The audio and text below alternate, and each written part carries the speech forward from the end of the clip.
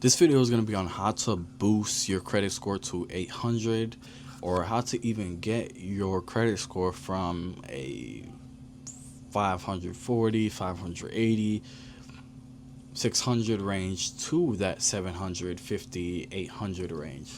A credit 800 score credit card, it might sound almost impossible, but for many people it's not about being rich or having money. It's about understanding how credit works exactly, and the reason why a credit score will go up, or the reason why it might go down. So if you want to improve your credit score and build your strong financial habits over time, here's what you need to know about the credit score. The credit score, the biggest factor for your credit score is your payment history heavily impacts your credit score. So late payments tell lenders you may be unreliable. So that's one of the smartest things you can do is pay every bill on time, and every single month making sure that you're paying the amount due on your credit card. Even one missed payment can hurt your score. That's the thing. People don't understand that just one missed payment on your credit card can mess up your score and just allow it to go down. So when I was 18, I opened my first credit card. Until this day, I've never missed a payment. Right? Although I was very intentional with it, it is something that you have to be very intentional about. Right? Making sure that you're not missing payments, making sure that you're paying the amount of money that you're supposed to pay. A lot of people open a credit card and see it as free money. Like I mentioned in my other video, I've seen people actually think this is another source of income. I remember when I first opened mine, I seen 2,000, and I'm like, okay, 2,000. It's like a psychological thing. Like you see 2,000 and you just think like you could spend it, but no, there's a reason it's called a credit card, because everything you're doing, every purchase that's being made on this account is not technically your money. It's not your money. It's the bank's money that they're lending you. Let's say you happen to not want to pay them back at the end of the month. What's going to happen is you're going to incur interest on your missed payments. So whatever your missed payments is, whatever the interest rate is, you're going to be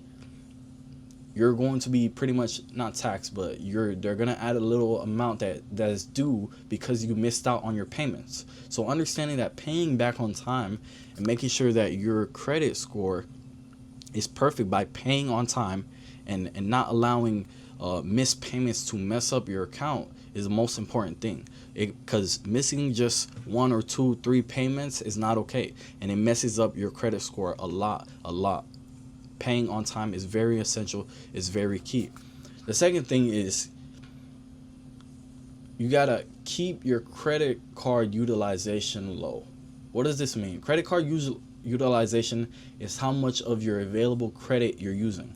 So let's say, for example, if you have a credit card limit and it's $1,000 and you spend $900, your utilization is 90%. That's considered too high risk. Most people aiming for strong credit try to stay below that 30%, and many stay under 10%. So meaning if you have $1,000 to spend in your credit card, you're spending at least under 300. Right? Under 300. That's really what you want to aim for. Under 100. In that 100 to 300 range. And you're not going past that $300 range. If in some cases that you may need to go out of that range, go a few $100 extra, let's say you're making a big purchase and that's what you want to do, I wouldn't advise it, because if you're putting something on credit, if you're putting a big purchase on credit, then that means you do not have the available funds for it, and that means by the end of the month you most likely will not have that money to pay back. What happens in your head is you trick yourself into believing, okay, I'm going to buy this big purchase, whatever, a TV, a PS5, whatever it is. I'm gonna put this $400, $500 PS5 on my credit, and by the end of the month I'll have it paid off. What ends up happening is you end up not being able to make up that money, and you in your head you're like, now it's a bill, like you got to pay that 400, 500, and you're just like, man, I'll worry about it later. This credit card is free money. So don't tell yourself that, and make sure that you understand your credit card utilization is important. You have to keep it low. So how much credit you're using is very important. Keep it in that $100 to $300 range. If your limit is $1,000, that's usually what the younger people start with when you first open your credit score. The third thing is, don't close your old credit cards. I almost made this mistake of closing my credit card, right? I wanted to get another credit card, and I was thinking about closing my credit card. Then I was doing some research on exactly how credit cards work. Then I was like, yo, like, I should not close it. The length of your credit card history matters. So older accounts help build trust with lenders over time. So you have to understand that the more time that you allow your credit card to go, like months, years, it shows lenders that, okay, this person is, they're reliable. They've had their credit card for this long. The length is very important. So closing old credit cards can sometimes lower your score by shortening your credit history and reducing your available credit.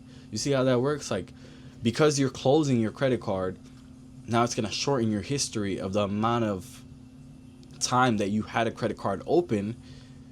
They're in fact reducing your available credit. So even if you rarely use your card, keeping it open helps you in the long run. The fourth thing is avoiding too many hard inquiries. So every time you apply for a new credit card, lenders may perform a hard inquiry. This happened to me because I'm just thinking, I'm like, I didn't know this, but it happened to me, and I saw my credit score like take a hit, but I didn't realize what had happened.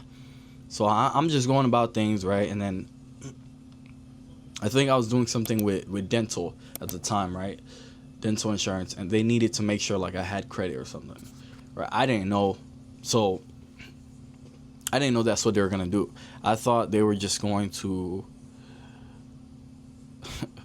I'm just thinking, reminiscing about this right now and thinking what had happened was I went, and then they're like, okay, we can set you up, but they don't really explain the intricacies to you, right?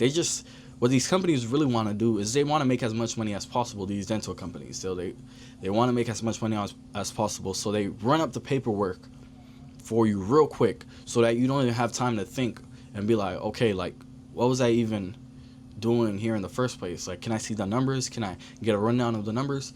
Then they finished putting all the paperwork in front of me.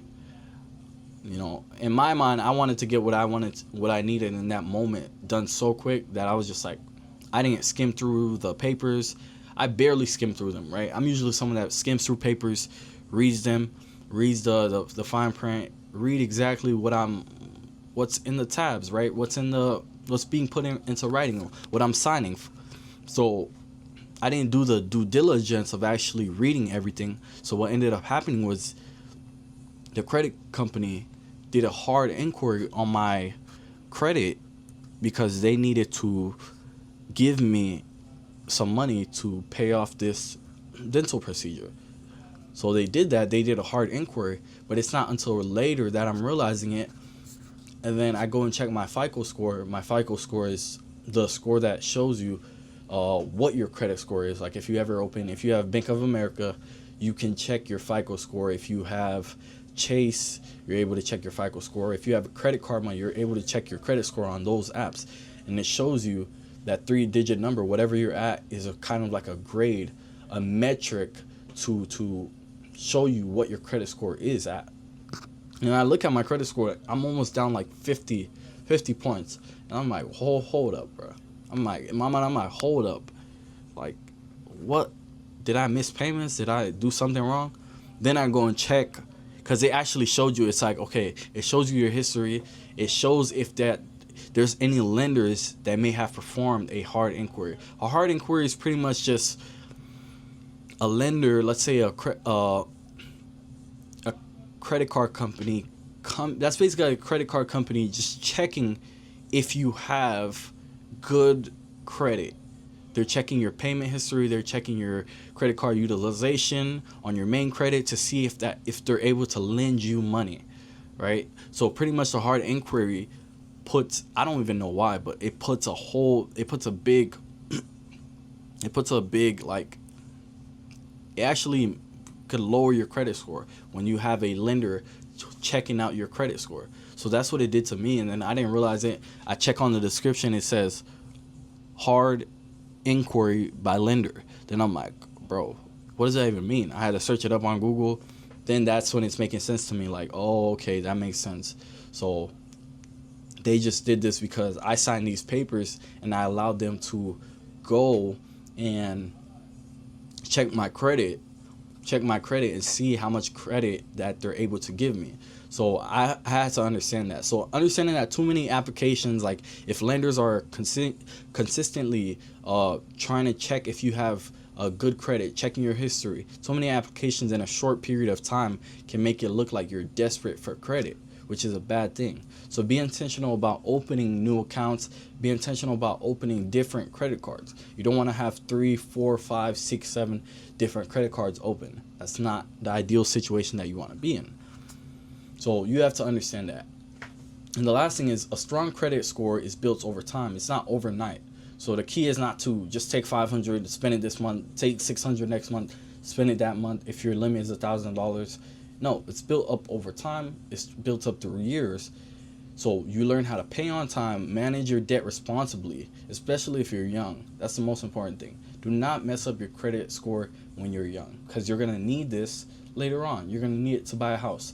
You're going to need it to, let's say, put a down payment on a house, or if you're trying to get a car, lenders are going to want to check your credit score to see if you're someone who's trustworthy, right?